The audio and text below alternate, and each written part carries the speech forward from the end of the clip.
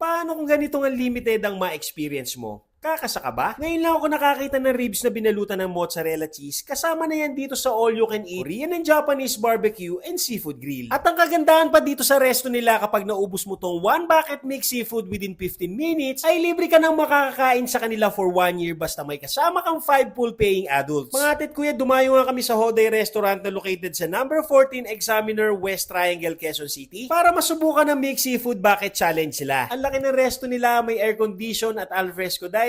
Kaya nitong mag-accommodate up to 150 persons. At yung unlimited Korean and Japanese barbecue and seafood grill nila ay nagre-range lang starting 599, 699 at 799. Maraming meat na available sa kanila mula sa pork and beef, meron ding hipon, ribeye steak, maraming mga side dishes, may steam egg, japchae, potato marble, kimchi, pickled radish, assorted roll, lemon chicken, and KO deng soup. Grabe yung ribs nila na binalutan ng mozzarella cheese, masarap yung timpla, malambot. Isa to sa siguradong babalikan ko sa kanila. Meron din sila ditong salmon and tuna sashimi, tempura, Cajun crab and seafood. Meron din silang wagyu cubes na paborito namin, butter oyster and cheesy scallops. Napaka-refreshing din ang lasa ng watermelon punch nila. At ayun nga, kapag gusto nyo kumasa sa one bucket challenge nila, kapag naubos nyo to within 15 minutes, ay libre na kayong makakakain dito sa Hoday Restaurant sa loob ng 1 year. Ang sarap ng lasa at timpla nito, promise. Kaya mo bang maubos to within 15 minutes? Sugod na sa Hoday Restaurant. O paano mga atit kuya? Kain tayo!